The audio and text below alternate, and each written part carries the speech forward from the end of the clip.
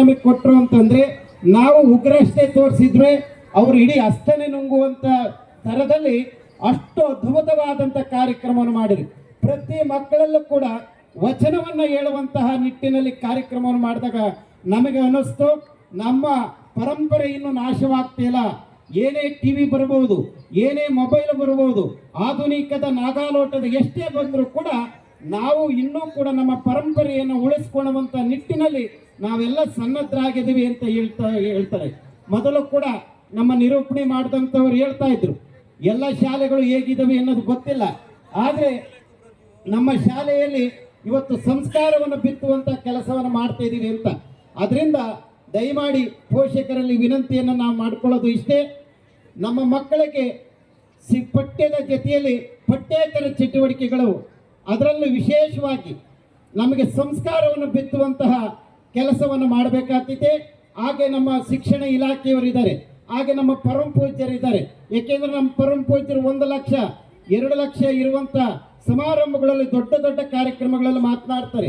ಅವರೆಲ್ಲ ನಾನು ವಿನಂತಿಯನ್ನು ಮಾಡ್ಕೊಳ್ಳೋದಷ್ಟೇ, ದಯವಿಟ್ಟು ಯಾವುದೋ ಎ ಸ್ಕ್ವೇರು ಬಿ ಸ್ಕ್ವೇರು, ಯಾವುದೋ ರಾಜ ಎಲ್ಲೋ ಸತ್ತಿದ್ದ ಎಲ್ಲೋ ಏನೋ ಅದು ಅನ್ನೋದಕ್ಕಿಂತ ಇಂಥ ಸಂಸ್ಕಾರವಿದ್ದ ಪಠ್ಯಗಳನ್ನು ಪಠ್ಯದ ರೂಪದಲ್ಲಿ ತಂದರೆ ಆಗ ಮಾತ್ರ ನಮಗೆ ಮಕ್ಕಳಿಗೆ ನೈತಿಕವಾದಂಥ ಶಿಕ್ಷಣವನ್ನು, ನಾವು ಮಾರಲ್ ಎಜುಕೇಶನ್ ಅಂತ ಏನು ಕರಿತೀವಿ, ಆ ನೈತಿಕವಾದಂಥ ಶಿಕ್ಷಣವನ್ನು ಕೊಡಲಿಕ್ಕೆ ಸಾಧ್ಯ ಆಗ್ತೈತಿ ಅಂತ ಹೇಳ್ತಾ, ಅಂತ ಒಂದು ನೈತಿಕವಾದಂಥ ಶಿಕ್ಷಣವನ್ನು SCR ಸಂಸ್ಥೆ, ಮಲ್ಲಿಕಾರ್ಜುನ ಸ್ವಾಮಿ ಎಜುಕೇಶನ್ ಸಂಸ್ಥೆ ಮಾಡ್ತಾ ಇದೆ ಅನ್ನೋದ್ರೆ ನಾವೆಲ್ಲರೂ ಕೂಡ ಅತ್ಯಂತ ಚಪ್ಪಾಳೆ ಮೂಲಕವಾಗಿ ನಾವೆಲ್ಲರೂ ಹೊಂದಿಸ್ಬೇಕಾಗ್ತೈತಿ.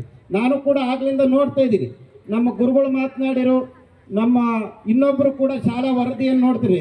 ನೀವು ಚಳಿ ಅಂತ ಕಾಣ್ತೈತಿ, ಯಾರು ಕೂಡ ಚಪ್ಪಾಳೆ ಬಾರಿಸ್ಲಿಕ್ಕೆ ಇಷ್ಟ ಇಲ್ಲ.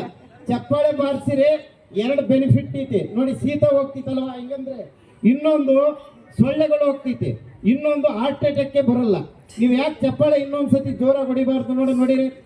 ಯಾಕೆಂದ್ರೆ ಹಳೇಬೀಡು ಅಂದ್ರೆ ಗಂಡು ಮೆಟ್ಟಿದ ಭೂಮಿ. ನಾವೆಲ್ಲ ಹೇಳ್ತೀವಿ ಉತ್ತರ ಕರ್ನಾಟಕ ಅಂದ್ರೆ ಗಂಡು ಮೆಟ್ಟಿದ ಭೂಮಿ ಅಂತ ಹೇಳ್ತೀವಲ್ವಾ.